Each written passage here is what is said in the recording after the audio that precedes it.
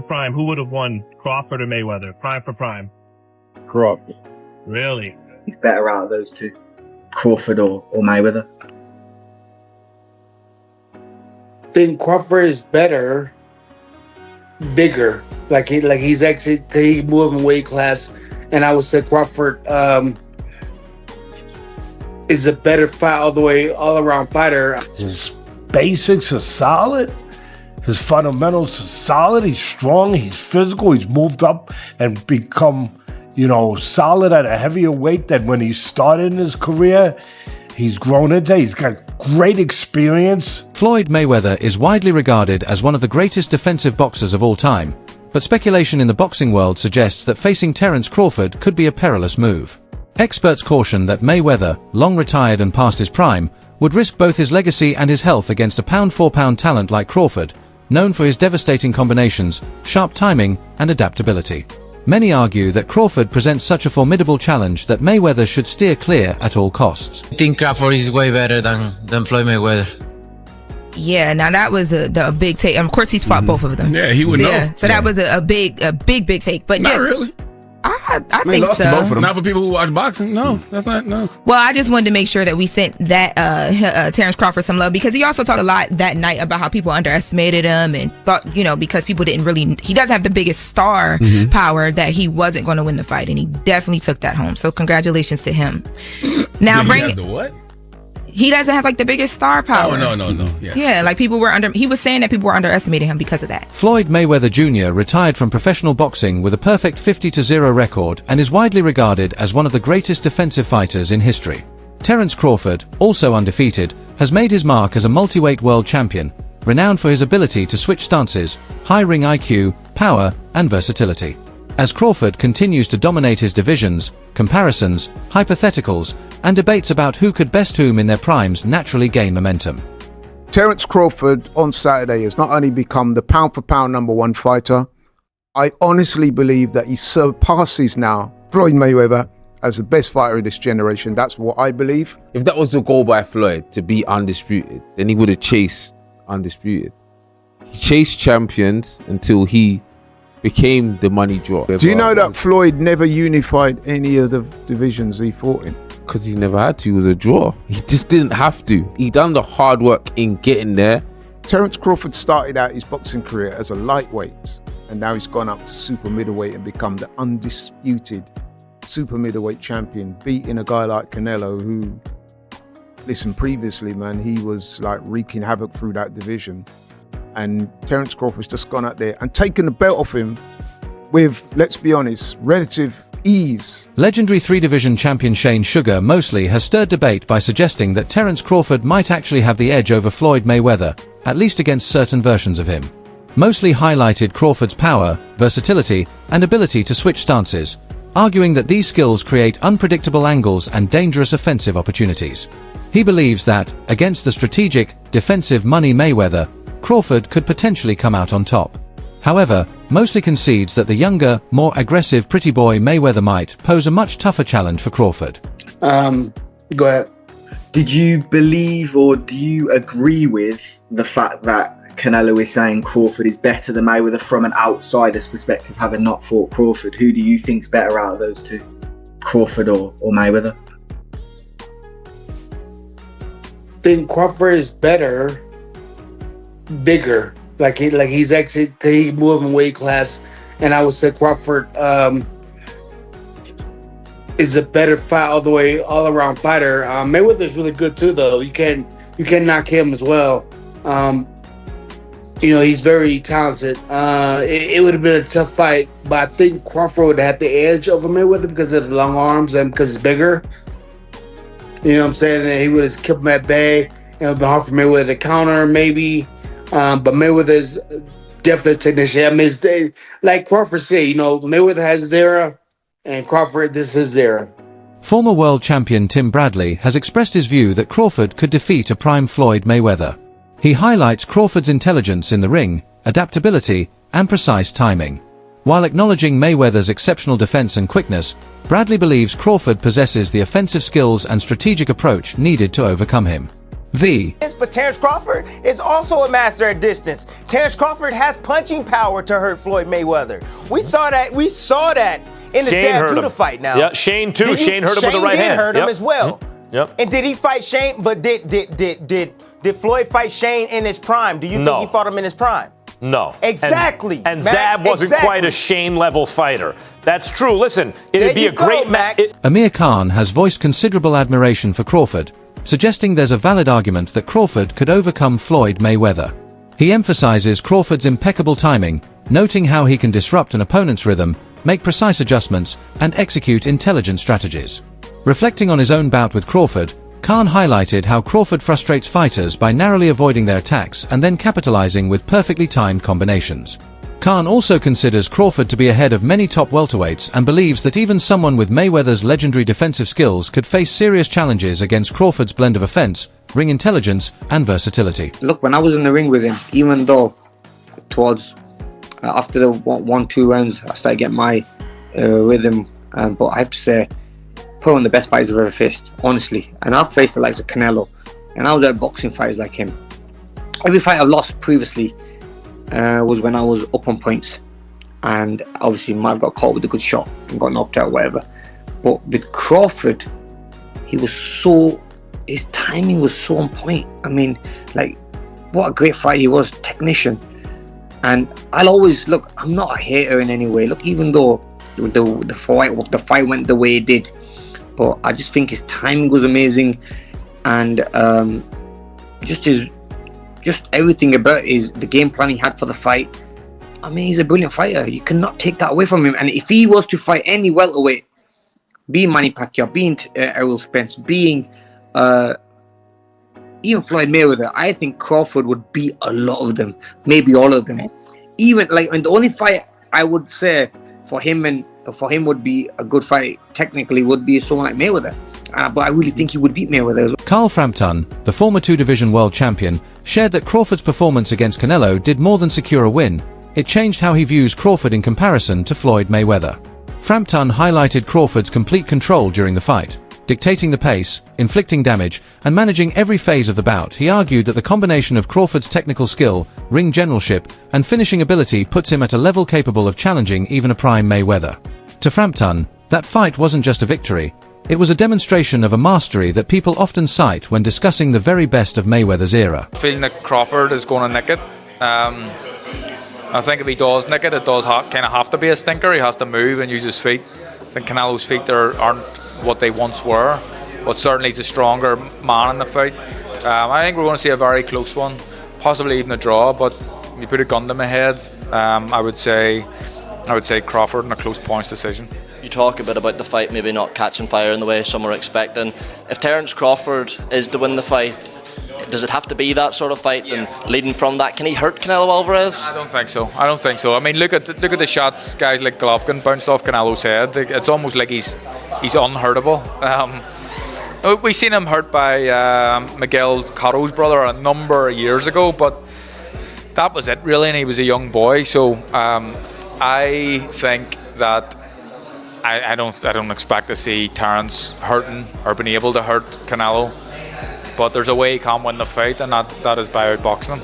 If Terence Crawford does win, as you're predicting, does he rival Alexander Usyk for that number 1 pound for pound spot? You have to start. I've never really thought about it, but that's a good question, and he'd certainly be yeah. Core Stevenson has expressed that he sees Terence Crawford as being just one fight away from entering the conversation among boxing's all-time greats, particularly after a victory over Canelo Alvarez. Stevenson highlighted Crawford's movement, skill, and boxing IQ, explaining that these attributes allow him to neutralize even elite offensive threats and control the fight. He added that defeating a fighter of Canelo's stature, long regarded as boxing royalty, would be more than just another belt for Crawford. It would be a defining moment that reshapes how history remembers him. In Stevenson's view, such a win would firmly cement Crawford's legacy among the sport's elite, leaving little room for critics to dispute his place in boxing history. Bud beats Canelo convincingly, right? Would you put him above Floyd, an all-time great? See, Give me a solid answer. Come on, Shakur. Don't dance around that, bro. I can't get into that because at the end of the day, it's like... But that's just an opinion. It's opinionated. Right, Regardless, I want your it's opinion. Opinionated. My opinion on it, I think Bud is the greatest of all time after doing this. Okay. But thank you. That's all I wanted. Floyd is the greatest of all time in my eyes too. Like Yeah, the shit yeah, I I don't feel watch with him is like he's one of my favorite fighters. So, I know. Crawford has consistently resisted being directly compared to Floyd Mayweather, noting that their styles and careers aren't directly comparable. He points out that Mayweather competed in a different era, faced different opponents, and navigated a unique promotional landscape with its own pressures. Crawford, by contrast, has carved out a path that is distinctly his own. While he acknowledges that comparisons make for interesting media conversation, his main focus is on what he can control, honing his skills, selecting the right fights, and maintaining consistency. One is going to start making comparisons with your legacy to Floyd Mayweather. How do you feel you compare with Floyd with the resume you have now? Listen, Floyd was the greatest in his era. I'm the greatest in my era. It ain't no need to compare me to Floyd or Floyd to me. You talk the talk and you sure walk the walk. Your confidence and aura is on another level. Could we see a run as a light heavyweight? Nah, we ain't going up that much. Now, a number of boxing analysts have strongly criticized Floyd Mayweather's recent series of exhibition matches, claiming they diminish both his legacy and the sport's credibility. A key point of concern is that many of these fights involve opponents who aren't elite fighters, sometimes influencers, YouTubers, or other non-professionals, creating lopsided contests with little genuine competition. Critics argue that these events seem more focused on generating revenue than on showcasing real sporting merit. Floyd Money Mayweather up until recently didn't have any money, so Floyd is the highest earning athlete in his career, making over $1.1 billion. And after making a killing, he ended up retiring in 2017. However, he dug himself into a hole after making super lavish purchases like this LA mansion. It was so bad that he actually owed $22.2 million to the IRS, which made him have to come out of retirement to pay that back. Like and follow for more. Oscar de la Hoya has been especially outspoken, calling certain exhibition fights embarrassing and claiming they tarnish the reputation of boxing. Many analysts have also challenged the idea that fighting YouTubers serves as legitimate entertainment, arguing that such spectacles do little to celebrate true skill in the sport. I say, but I won't say it. But other than Leonard Ellaby is a boxing man. He knows deep down that was absolutely horrendous. And the other thing is as well, when you got a guy in the environment that we're living at the moment, right, after a tough year for a lot of people, to come out of the press conference and just basically laugh at people and say, I just took your money. It was a bank job. It was a heist. It was like I conned you into, I mean, those pay-per-views in America, I think they were like $60. I mean, he basically just took the piss out of the fans. But I don't blame him, he made an absolute fortune. Good luck to him. I'm not having a go at Floyd Mayweather. I'm just a fan who's allowed to give my opinion. Absolutely dreadful. Even Floyd Mayweather was embarrassed at a press conference after. He basically said, I'm not doing that again. The biggest winner was Logan Paul. I mean, he's just gone 8 rounds with Floyd Mayweather. And actually, at times... Did you think he got knocked out and held up? No, I think at times Floyd Mayweather was actually really trying. But anyway, it was what it was. But it all comes back to the pressure is on us. Not us as in me and Matchroom, but it is on boxing. If we don't make good fights, you're going to see more and more of this. Because if Gervonta Davis against Mara Barros is doing 100,000 buys, and Andy Ruiz against Areola is doing 80,000 buys or 100,000 buys, and you got that doing 1 million, what are the broadcasters going to want? That. We have to save boxing. We, not just me, all of us. And the fighters have got to step up, the managers have got to step up, the trainers have got to step up. We've got to pay the money for these guys to have real fights. And that's what you'll see at Fight Camp. Eddie Hearn also spoke out against one of Mayweather's exhibition bouts, describing it as terrible and claiming events like this damage boxing's reputation. Similarly, Stephen A. Smith criticized Mayweather for picking opponents who were far below his level, suggesting these decisions were motivated more by profit than by preserving his legacy. In a pointed interview, Smith directly asked Mayweather whether he prioritized money over his standing in the sport. This is where my disappointment comes from. When you are as great as Floyd Money Mayweather, everybody doesn't deserve to be in your space.